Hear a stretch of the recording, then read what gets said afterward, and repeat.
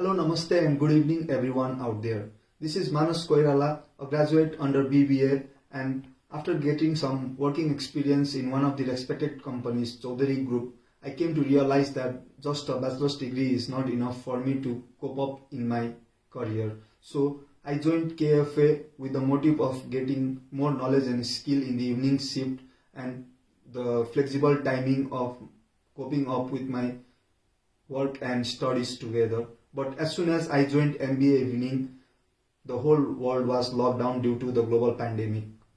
But KFA started its online classes and we were getting more productive learning. This definitely says that KFA has been giving me more knowledge and I see myself changing. I see myself getting more confident towards people's opinion. Therefore, I would like to express a heartful gratitude towards KFA for giving me such powerful tools, and I expect the similar within myself in coming future as well. Thank you.